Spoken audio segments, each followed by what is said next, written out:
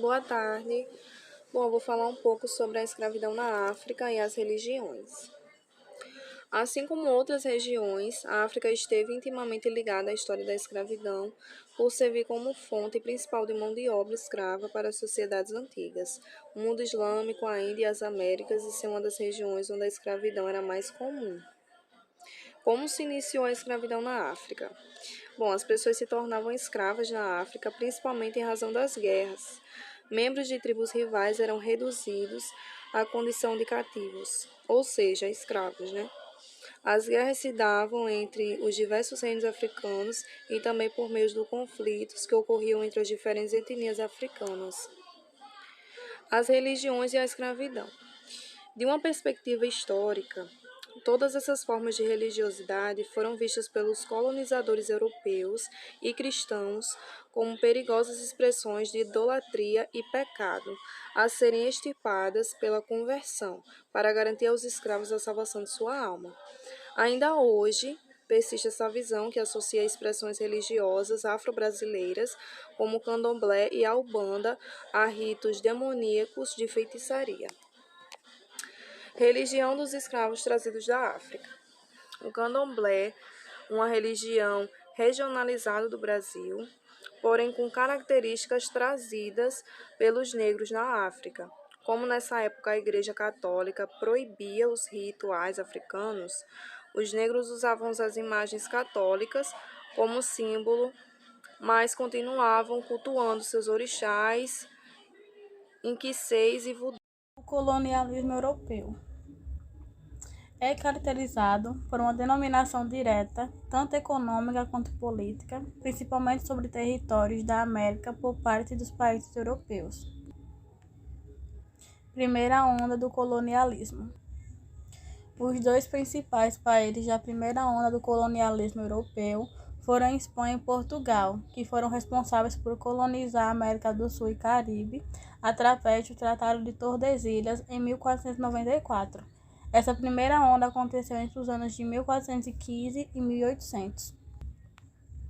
Segunda onda do colonialismo. A segunda onda do colonialismo europeu iniciou o envolvimento da Grã-Bretanha na Ásia com o apoio da Companhia das Índias Orientais. Outros países como França, Portugal e Países Baixos também tiveram envolvimento da expansão europeia na Ásia. Terceira e última onda do colonialismo. A última onda consistiu na disputa pela África, que foi organizada através da Conferência de Berlim em 1884 e 1885. A conferência foi criada para dividir a África entre as potências europeias. Boa tarde, gente. Vou falar sobre o comércio de escravos na África.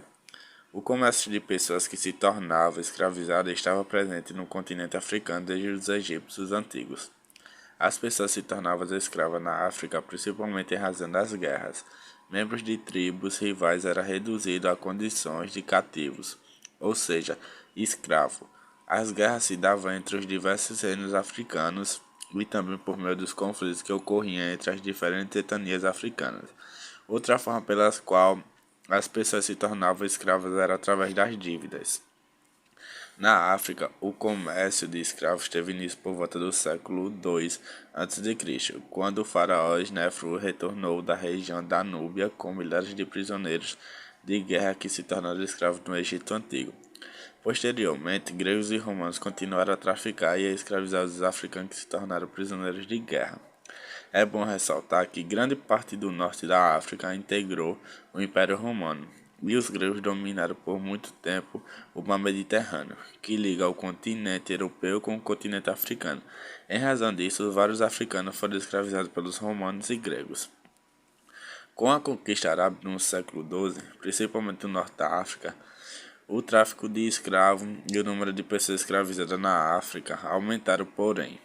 O comércio de escravos africanos aumentou significativamente a partir do tráfico negreiro, inaugurado pelos europeus no contexto da expansão marítima europeia no século XV. Escravidão doméstica.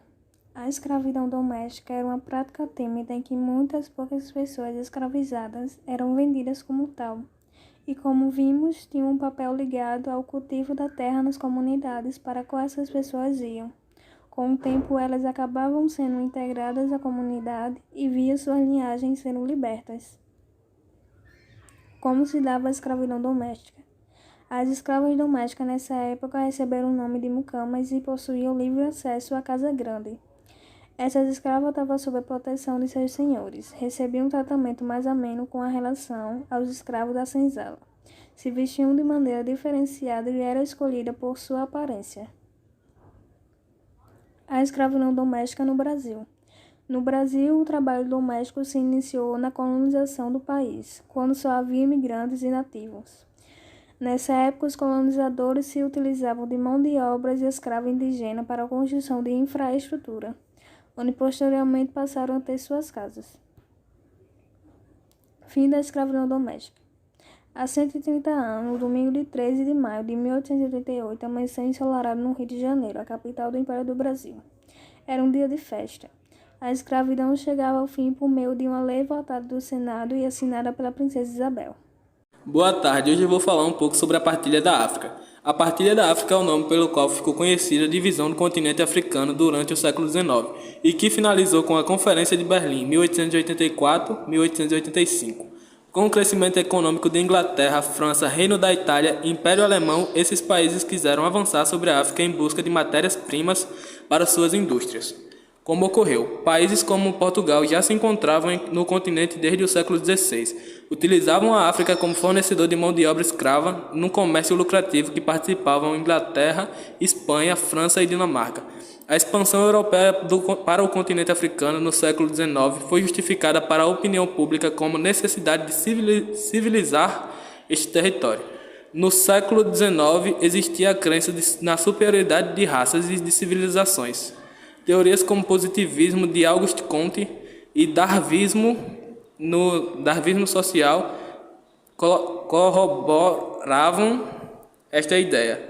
Assim, era necessário fazer com que os africanos atrasados, segundo os moldes europeus, fossem civilizados. Boa tarde, hoje eu irei falar sobre o movimento de resistência na África. Com o processo de neocolonialismo que se iniciou-se na segunda metade do século XV, surgiram na África inúmeros movimentos de resistência contra os invasores europeus. Durante a segunda metade do século XV, iniciou-se o processo de neocolonialismo que resultou na ocupação do continente africano pelas potências industrializadas da Europa. A ocupação da África veio acompanhada de movimentos de resistências, os quais surgiram em praticamente toda a parte desse continente. Resistência da África. A resistência buscava expulsar os invasores europeus ou, ao menos, tentar diminuir a influência dos europeus quando não fosse possível expulsá-los. No entanto, em todos os casos, a vitória dos europeus ocorreu, principalmente por causa da superioridade dos seus armamentos em relação aos africanos.